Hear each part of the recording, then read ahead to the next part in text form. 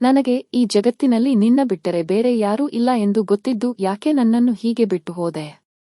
ನೋಡು, ನಿನ್ನ ಮನೆಯಲ್ಲೇ ನನ್ನ ಜೊತೆ ಎಷ್ಟು ಕೆಟ್ಟದಾಗಿ ನಡೀತಿದೆ. ನಾನು ಈ ಮನೆಗೆ ಏನೂ ಅಲ್ಲ ಅನ್ನೋ ಹಾಗಾಗಿದೆ. ಹೀಗೆ ಹೇಳಿ ಶಾರದಾ ತನ್ನ ಸುಳ್ಳು ಕಣ್ಣೀರನ್ನು ಒರೆಸಿಕೊಳ್ಳಲು ಶುರು ಮಾಡಿದಳು. ತನ್ನ ಸ್ವರ್ಗಸ್ಥ ಪತಿಯ ಭಾವಚಿತ್ರದ ಮುಂದೆ ನಿಂತು ಜೋರಾಗಿ ಈ ಮಾತುಗಳನ್ನು ಹೇಳುತ್ತಿದ್ದಳು. ಆಫೀಸಿನಿಂದ ಮನೆಗೆ ಬಂದಿರುವ ತನ್ನ ಮಗ ವಿವೇಕ್ ಹೊರಗಿನಿಂದಲೇ ಎಲ್ಲವನ್ನೂ ಕೇಳಿಸಿಕೊಳ್ಳಲಿ ಎಂದು. ಆದದ್ದು ಹಾಗೇ ವಿವೇಕ್ ತಾಯಿಯ ಮಾತುಗಳನ್ನು ಕೇಳಿ ಚಿಂತಿತನಾದನು. ಅವನು ಬೇಗನೆ ಮನೆಯ ಒಳಗೆ ಬಂದನು ಮತ್ತು ತಾಯಿಯ ಹೆಗಲ ಮೇಲೆ ಕೈ ಇಟ್ಟು ಕೇಳಲು ಶುರು ಮಾಡಿದನು, ಅಮ್ಮ, ಏನಾಯಿತು? ಯಾಕೆ ಈ ತರಹ ಅಳ್ತಾ ಇದ್ದೀಯಾ? ಅವಳು ತನ್ನ ಒಣಕಣ್ಣುಗಳನ್ನು ಉಜ್ಜುತ್ತಾ ಹೇಳಿದಳು, ಏನೂ ಇಲ್ಲ ಕಣೋ, ಕೇಳಿ ನೀನು ಏನು ಮಾಡ್ತೀಯಾ? ನನ್ನ ಗಂಡ ಈಗ ಈ ಜಗತ್ತಿನಲ್ಲಿ ಇಲ್ಲ ಅಂದ ಮೇಲೆ ನನ್ನ ಮಾತುಗಳಿಗೆ ಯಾರು ಬೆಲೆ ಕೊಡ್ತಾರೆ? ಯಾರಿಗೆ ನನ್ನ ಚಿಂತೆ ಇದೆ? ಇಷ್ಟು ಹೇಳಿ ಅವಳು ಸೋಫಾದ ಮೇಲೆ ಇನ್ನೊಂದು ಕಡೆ ಮುಖ ತಿರುಗಿಸಿ ಕುಳಿತುಕೊಂಡಳು. ವಿವೇಕ್ ತಾಯಿಗೆ ಏನು ತೊಂದರೆ ಎಂದು ಚಿಂತಿತನಾದನು. ಅವನು ಮತ್ತೆ ತಾಯಿಯ ಮೊಣಕಾಲುಗಳ ಬಳಿ ಹೋಗಿ ಕುಳಿತನು. ಅವನ ಕಣ್ಣುಗಳಲ್ಲಿ ನೀರು ಬಂತು. ಅವನು ಹೇಳಲು ಪ್ರಾರಂಭಿಸಿದನು, ಅಮ್ಮ, ನಿನಗೆ ಚೆನ್ನಾಗಿ ಗೊತ್ತು ನಾನು ನಿನ್ನನ್ನು ಹೀಗೆ ಅಳುತ್ತಾ ನೋಡೋಕೆ ಆಗಲ್ಲ. ಅಪ್ಪ ಹೋದ ಮೇಲೆ ನಾನೇ ನನಗೆ ವಾಗ್ದಾನ ಮಾಡಿಕೊಂಡಿದ್ದೇನೆ, ನಾನು ಯಾವಾಗಲೂ ನಿನ್ನನ್ನು ಚೆನ್ನಾಗಿ ನೋಡಿಕೊಳ್ಳುತ್ತೇನೆ. ನಿನ್ನ ಕಣ್ಣಲ್ಲಿ ಒಂದು ಹನಿಯೂ ನೀರು ಬರಲು ಬಿಡುವುದಿಲ್ಲ. ಹಾಗಾದರೆ ನೀನು ಯಾವುದಕ್ಕಾಗಿ ಅಳ್ತಾ ಇದ್ದೀಯಾ? ಶಾರದಾ ಮೊಸಳೆ ಕಣ್ಣೀರು ಹಾಕುತ್ತಾ ಹೇಳಿದಳು. ನನ್ನ ಅದೃಷ್ಟವೇ ಸರಿ ಇಲ್ಲ ಕಣೋ ಮಗನೇ, ಮುಪ್ಪಿನಲ್ಲಿ ಇದೆಲ್ಲ ಕೇಳಬೇಕಾಗಿ ಬಂತು. ವಿವೇಕ್ ಸ್ವಲ್ಪ ಸಿಟ್ಟಿನಿಂದ, ಅಮ್ಮ, ವಿಷಯ ಏನಂತ ಹೇಳು ಎಂದು ಕೇಳಿದನು. ಅವಳು ಹೇಳಿದಳು, ನನ್ನೇನು ಕೇಳುತ್ತೀಯಾ? ಹೋಗಿ ನಿನ್ನ ಹೆಂಡತಿಯನ್ನು ಕೇಳು, ನೀನು ಅವಳನ್ನು ತುಂಬಾ ಪ್ರೀತಿಸುತ್ತೀಯ ಅಲ್ವಾ? ಹಾಗಾದರೆ ಅವಳು ನಿನ್ನ ಬೆನ್ನ ಹಿಂದೆ ನನ್ನ ಜೊತೆ ಯಾಕೆ ಕೆಟ್ಟದಾಗಿ ನಡೆದುಕೊಳ್ಳುತ್ತಾಳೆ? ವಿವೇಕ್ ಆಶ್ಚರ್ಯದಿಂದ ತಾಯಿಯ ಮುಖ ನೋಡಿದನು. ಅವನು ಹೇಳಿದನು, ಏನಾಗಿದೆ? ಪೂರ್ತಿ ವಿಷಯ ಹೇಳು. ಆಗ ಅವಳು ಹೇಳಿದಳು, ನಾನು ಸೊಸೆಗೆ ಊಟ ಕೇಳಿದೆ. ಅದಕ್ಕೆ ಅವಳು ಹೇಳಿದಳು, ನಾನು ನಿಮ್ಮ ಕೆಲಸದವಳಲ್ಲ ನಿಮ್ಗೆ ಊಟ ಬಡಿಸೋಕೆ. ನಿನ್ನ ತಂದೆ ಈ ಜಗತ್ತಿನಲ್ಲಿ ಇಲ್ಲ ಅಲ್ವಾ, ಅದಕ್ಕೆ ಈ ಮನೆಯಲ್ಲಿ ನನಗೆ ಗೌರವ ಕಮ್ಮಿ ಆಯಿತೇನೋ? ಇಷ್ಟು ಹೇಳಿ ಅವಳು ಮತ್ತೆ ಬಾಯಿಯಿಂದ ಸದ್ದು ತೆಗೆದು ಅಳಲು ಶುರು ಮಾಡಿದಳು. ವಿವೇಕ್ನ ದುರ್ಬಲ ನಾಡಿಯನ್ನು ಹೇಗೆ ಒತ್ತಬೇಕೆಂದು ಅವರಿಗೆ ಚೆನ್ನಾಗಿ ತಿಳಿದಿತ್ತು. ಸ್ವರ್ಗಸ್ಥ ತಂದೆಯ ಹೆಸರನ್ನು ಕೇಳಿದ ತಕ್ಷಣ ವಿವೇಕ್ನ ಕೋಪ ನೆತ್ತಿಗೇರಿತು. ಅವನು ಕೋಪದಿಂದ ರೂಮಿಗೆ ಹೋದಾಗ ಅಲ್ಲಿನ ದೃಶ್ಯ ನೋಡಿ ಅವನ ಕಾಲುಗಳು ನಿಂತು ಹೋದವು. ಅವನ ಹೆಂಡತಿ ಜ್ವರದಿಂದ ಕಂಬಳಿ ಹೊದ್ದುಕೊಂಡು ಹಾಸಿಗೆಯಲ್ಲಿ ಮಲಗಿದ್ದಳು. ಅವನು ಅವಳ ಹತ್ತಿರ ಬಂದಾಗ ಅವಳ ಮುಖ ಬಿಳಿಚಿಕೊಂಡಿರುವುದನ್ನು ನೋಡಿ ಆಶ್ಚರ್ಯಚಕಿತನಾದನು. ಅವನು ಹೇಳಿದನು, ಅಂಕಿತಾ, ನಿನ್ನ ಆರೋಗ್ಯ ಸರಿ ಇಲ್ಲ. ಅಂಕಿತಾ ತಾಯಿಯಾಗುವವಳಿದ್ದಳು.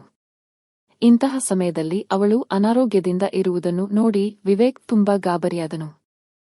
ಆಗ ಹಿಂದಿನಿಂದ ಶಾರದಾ ರೂಮಿಗೆ ನುಗ್ಗುತ್ತಾ ಹೇಳಿದಳು, ನೋಡುತ್ತೀಯಾ ಅವಳ ಚೇಷ್ಟೆ, ನಿನ್ನ ಬೈಗುಳದಿಂದ ತಪ್ಪಿಸಿಕೊಳ್ಳುವುದಕ್ಕೆ ಹುಷಾರಿಲ್ಲ ಅನ್ನೋ ನಾಟಕ ಆಡ್ತಾ ಇದ್ದಾಳೆ.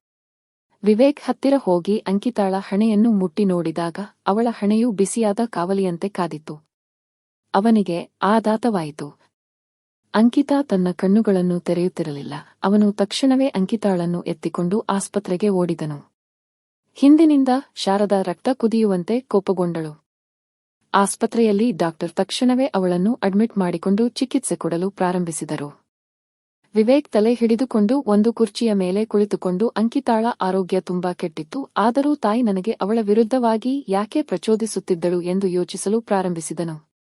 ಅತ್ತ ಶಾರದಾ ಬೇರೆಯದೇ ಕೋಪದಲ್ಲಿದ್ದರು. ನಾನು ಇಷ್ಟೊಂದು ಡ್ರಾಮಾ ಮಾಡಿದರೂ ಮಗ ಸೊಸೆಗೆ ಏನು ಹೇಳಲೇ ಇಲ್ಲ, ಬದಲಿಗೆ ಅವಳನ್ನು ಆಸ್ಪತ್ರೆಗೆ ಕರೆದುಕೊಂಡು ಹೋಗಿ ಅಡ್ಮಿಟ್ ಮಾಡಿದ.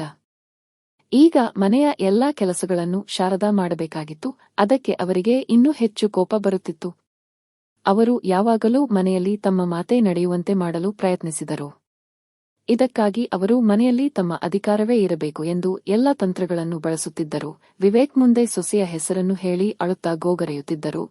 ಯಾಕೆಂದರೆ ವಿವೇಕ್ ಯಾವಾಗಲೂ ತನ್ನ ಹೆಂಡತಿಯನ್ನು ಬೈಯುತ್ತಿರಬೇಕು ಮತ್ತು ಗಂಡ ಹೆಂಡತಿಯ ಸಂಬಂಧದಲ್ಲಿ ಒಂದು ನಿರ್ದಿಷ್ಟ ಅಂತರ ಇರಬೇಕು. ಮೊದಲಲ್ಲಿ ಅವರು ತಮ್ಮ ಸ್ವರ್ಗಸ್ಥ ಪತಿಯ ಹೆಸರನ್ನು ಹೇಳಿ ವಿವೇಕ್ನನ್ನು ತುಂಬಾ ಬಾರಿ ಮೂರ್ಖನನ್ನಾಗಿಸಿದ್ದರು. ಇವತ್ತು ಕೂಡ ಬಹುಶಃ ವಿವೇಕ್ ತನ್ನ ಹೆಂಡತಿಗೆ ಬೈಯುತ್ತಿದ್ದ. ಆದರೆ ಹೆಂಡತಿಯ ಸ್ಥಿತಿಯನ್ನು ನೋಡಿ ವಿವೇಕ್ ಯೋಚನೆ ಮಾಡುವಂತೆ ಆಯಿತು. ಅಮ್ಮ ಮನೆಯಲ್ಲೇ ಇದ್ದರು. ಅವರಿಗೆ ಕೂಡ ಅಂಕಿತಾಳ ಆರೋಗ್ಯ ಸರಿ ಇಲ್ಲ ಎಂದು ಗೊತ್ತಿರಬೇಕಲ್ವಾ? ಆದರೆ ಅಮ್ಮ ಬೇರೆಯದೇ ಜಗಳ ಮಾಡಿಸುವ ಆಲೋಚನೆಯಲ್ಲಿದ್ದರು. ಅವನಿಗೆ ತುಂಬಾ ವಿಚಿತ್ರ ಎನಿಸುತ್ತಿತ್ತು, ಏಕೆಂದರೆ ಅಪ್ಪನ ಹೆಸರನ್ನು ಹೇಳಿ ಅವನ ತಾಯಿ ಭಾವನಾತ್ಮಕವಾಗಿ ಬ್ಲಾಕ್ ಮೇಲ್ ಮಾಡಲು ಪ್ರಯತ್ನಿಸುತ್ತಿದ್ದಳು.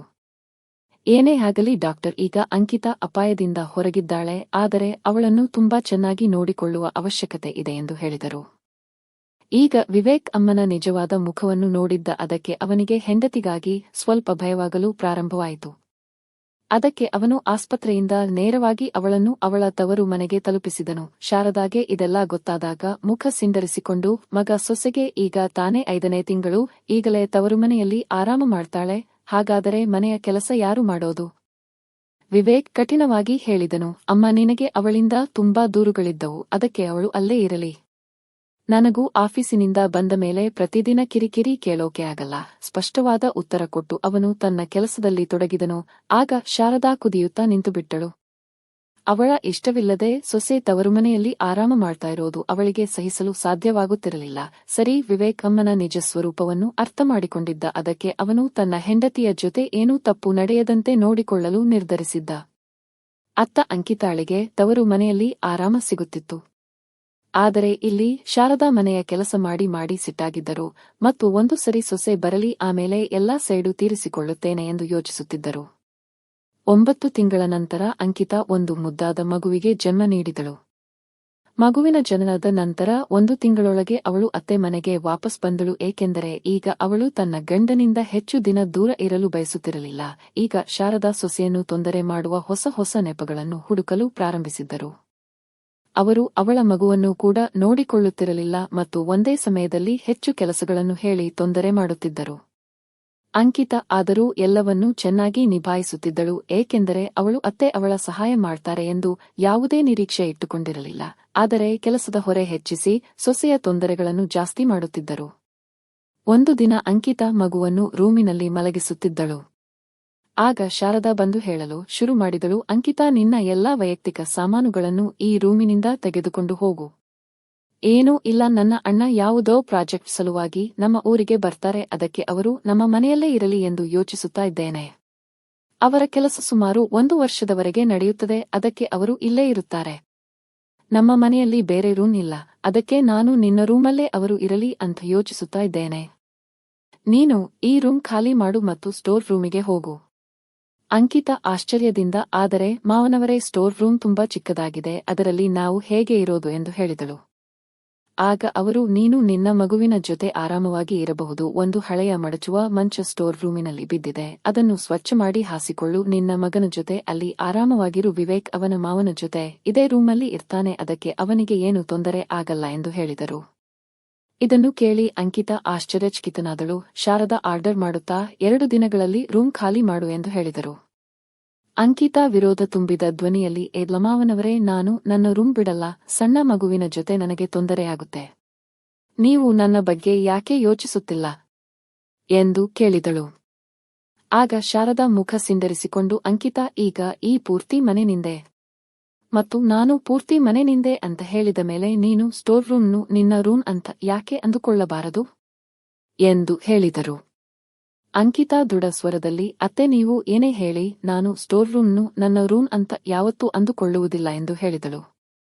ಆಗ ಶಾರದಾ ಅವಳನ್ನು ಕೋಪದಿಂದ ನೋಡಲು ಶುರು ಮಾಡಿದರು ಮತ್ತು ಮನಸ್ಸಿನಲ್ಲಿ ವಿವೇಕ್ ಬರಲಿ, ಆಮೇಲೆ ತಿಳಿಸುತ್ತೇನೆ ಎಂದು ಯೋಚಿಸಿದರು.